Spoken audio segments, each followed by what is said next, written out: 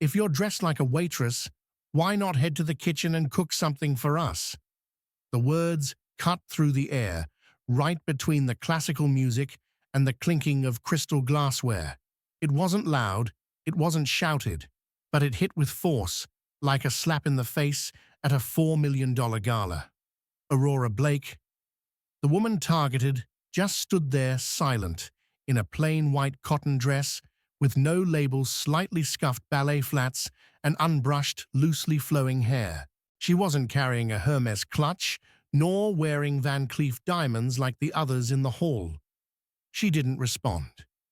Just a soft smile, a steady gaze. Then she turned toward the door, leading into the kitchen, as if calmly accepting the provocation. No one in that room realized they had just mocked the wrong person. No one knew she had once been a judge for chefs whose restaurants had year-long wait lists just to get a table. No one knew her cuisine had once made the President of France stand up during a national banquet and demand a private meeting. And no one could have imagined that in just 45 minutes, that labelless dress would become a symbol of one of the most unforgettable reversals ever witnessed in the world of the elite. Le Virelli Grand Palace isn't a place people come to be seen. It's where they come to prove they belong to a class no one would dare question. From the marble-tiled hallways to the silk-draped walls, every detail is crafted to make others look up. Beneath hundreds of baccarat crystal chandeliers, pearl-studded couture gowns glided like ripples on still water, while Louboutin heels tapped out their own rhythm, the music of the elite. It was the 65th birthday gala of Duchess Margot de Vallon, the matriarch behind over 200 luxury resorts, worldwide a living symbol of power and style. Tonight's gala was the most coveted event of the year, where those in attendance weren't just wealthy, they belonged to a world the rest could only witness through a screen. Amidst all that brilliance, Aurora Blake's presence was like a faint dot, almost invisible. She stood near the marble column by the entrance, wearing a simple white cotton dress, crisp clean, but without a label or daring cut.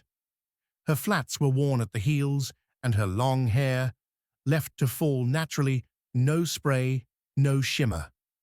Around her neck hung a thin leather cord with a small faded stone. No jewelry, no makeup. She wasn't trying to be humble. She was simply herself. And it was that very thing that made the room feel unsettled. People didn't look at her with curiosity. They looked as if she were a scratch on a showroom window. At the main table, a renowned tech mogul leaned toward his wife and murmured, "How did she get in here? This is an invite-only gala, not some charity auction." An American politician took a sip of wine and shook his head. "I think I've seen her before, probably at the airport, standing by the sandwich counter." The words were quiet, but sharp, like a scalpel, elegant and bloodless, yet slicing the very air around them. Aurora didn't react. Her gaze didn't flinch, didn't guard itself. It was simply a calm stillness in a room filled with performative noise. She wasn't trying to prove anything. She didn't need to. But what no one in that room realized was this: they had just awakened something that was never meant to be disturbed. In less than 10 minutes, Aurora's quiet presence had become the main topic at over a dozen tables. What started as hushed murmurs soon grew bolder when it became clear no one was stepping in to defend her. A group of influencers near the champagne bar began filming stories, panning their cameras past Aurora and adding captions like "luxury gala" or "outdated fashion runway." Within seconds, the clip spread like wildfire through a dry forest. A female model burst into laughter, then leaned in to snap a close-up of Aurora's shoes, not because they were strange, but because they were unworthy of the space. Who even is she who shows up at Le Virelli without makeup? One man, in a Tom Ford tuxedo, lowered his glass and squinted, probably a lost staff member, or someone's plus one who's clearly been fired. The laughter began to ripple outward, like cracks spreading across ice. Every table had its own theory about the strange girl in flats. Some said she was a disguised servant. Others guessed she was hotel staff who'd brought a tray to the wrong floor. A group of young guest children of tycoons started a private group chat titled The Mismatched Girl and began circulating photos of Aurora from various angles. No one stopped them. No one thought it was too much, because here mocking someone from a different class seemed to be a harmless form of entertainment. Aurora said nothing. She didn't walk away, nor did she turn her face. Her hands simply brushed the leather cord around her neck, a subconscious gesture. One guest nearby saw this and laughed loud enough for 3 tables to hear. "I've seen one of those at a countryside fair, €10, and it came with a free plastic pouch." The people around him roared with laughter. Someone poured more wine. Someone nodded in approval. And everyone thought they were just sharing a harmless joke. No one realized they were gathering around a fire they themselves had lit. She didn't react, but no one knew that behind her silence was someone watching every detail, memorizing every face, listening to every word, and waiting for the exact moment to lift the final curtain. The laughter continued to spread, but it was no longer the scattered giggles of small groups. It had become an unofficial sideshow of the gala, a collective form of amusement the entire room silently agreed to indulge in. And at the center of it all was Aurora. On stage, the jazz band paused to transition into the next segment of the evening. In that brief interlude, Lady Beatrice de Rovin, one of the major shareholders of the de Valin hotel chain, raised her glass, leaned slightly forward, and called out loud enough for everyone to hear, instead of standing there like a statue. "Why don't you head down to the kitchen and show us what you can cook? Consider it a small contribution to the evening." The room erupted like fireworks. Someone clapped, another whistled, and suddenly all eyes were on Aurora, as if waiting to see how far she'd let herself be pushed. No one truly expected her to go through with it. They just wanted to see how much further the humiliation could stretch, how deeply she would bow her head. But she didn't bow. She didn't say a word. Aurora simply nodded. A nod so gentle, so slow, so composed, it was as if the suggestion hadn't been a blade, but merely an invitation to afternoon tea. Then she turned and walked toward the far end of the grand hall, toward the wooden door that led to the palace kitchen, guarded by 2 security staff in black suits. The entire room fell silent for a few seconds, as if no one believed she was actually walking away. But she walked, one step at a time. Her flats whispered softly against the marble floor. Her white dress didn't flutter like silk, yet there was something in her posture, something inexplicably commanding, that made it impossible to look away. It was as if she hadn't been dismissed, but was going exactly where she chose to be. What no one knew was that behind that very door, what most considered the backstage of this luxurious affair, Aurora Blake would not hide. She would not be anyone's entertainment. She would cook, but not to serve. She would cook so this entire room could taste what arrogance felt like when it swallowed back down. When the kitchen doors closed behind Aurora, no one in the grand hall paid attention anymore. To them, it was just a passing joke, something to kill time before the next performance. A few even placed bets on what dish she'd burn first. But inside, the brass-trimmed kitchen of Liverelli Grand Palace, Aurora wasn't there to entertain. She was there to remind them of something they'd long forgotten. Sometimes you're standing in front of a legend, but because you judged the dress, you mistook her for the cleaning staff. She entered without asking. No introductions. Only a voice, soft as silk but resolute, rose above the bustling kitchen. I need eggs, Japanese rice, unsalted butter, French shallots, demi-glace, and a good pan. The kitchen froze. In a royal-level kitchen, ingredients are never handed to a stranger, much less is control surrendered. But something in her gaze made them pause. Not fear, but familiarity. The way she stood. The calm clarity in how she listed each ingredient. The head chef gave a subtle nod. Just one.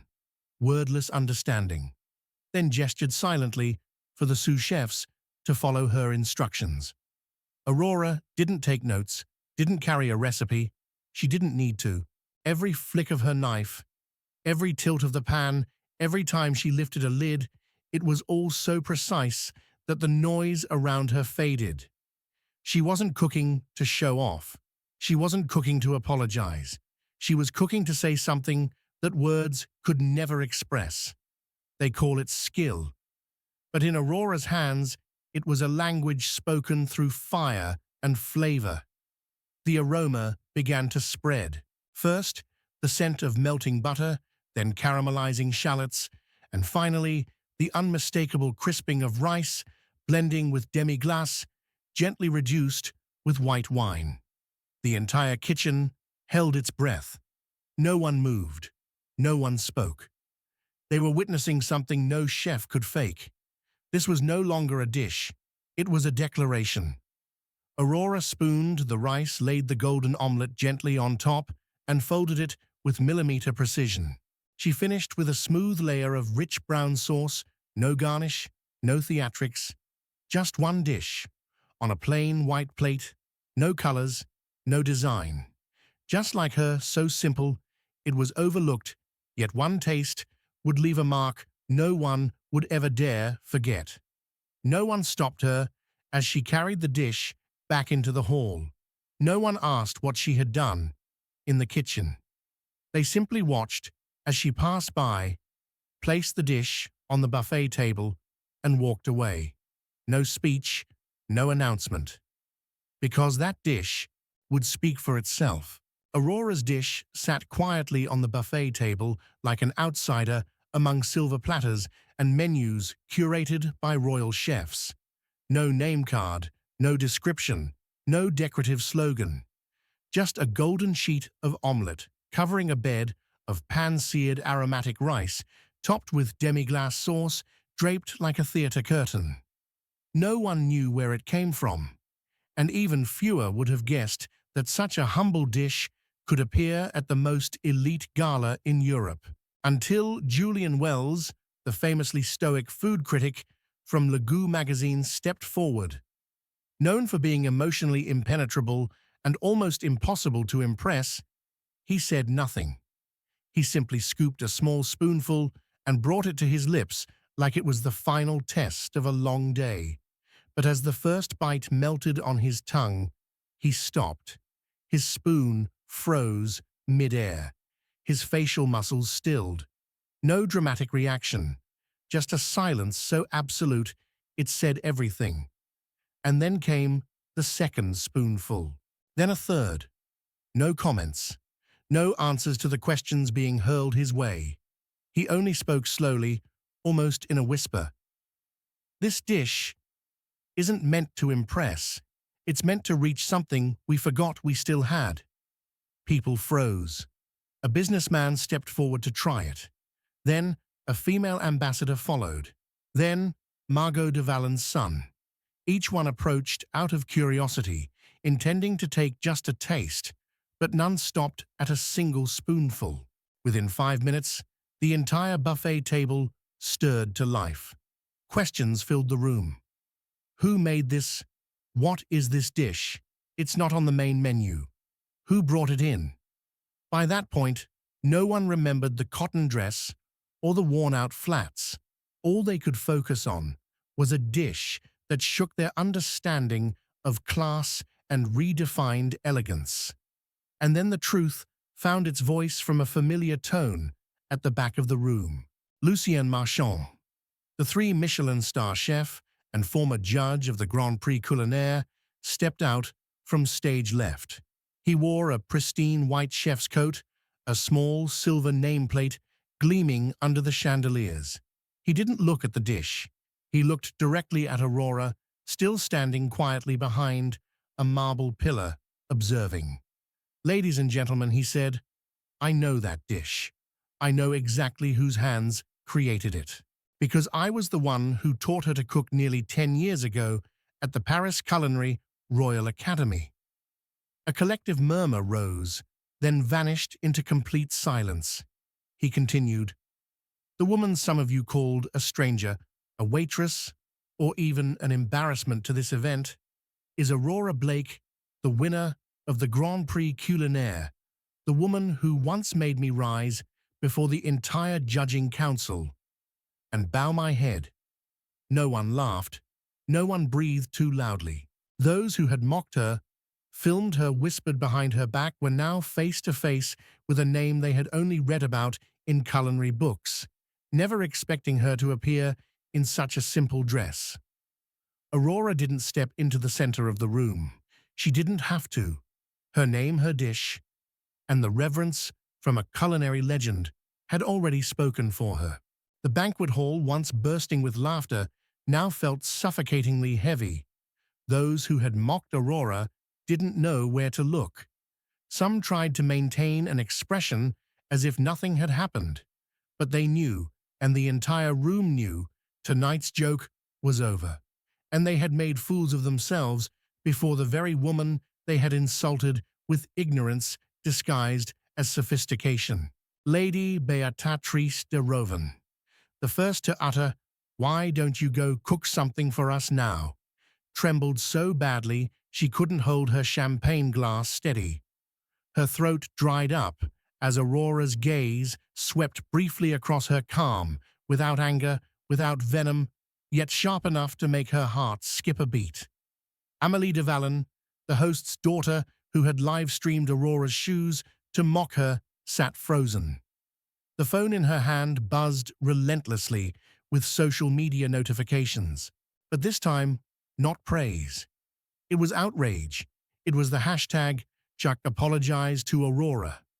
It was an image of her beside the caption, "Mocked a legend in public."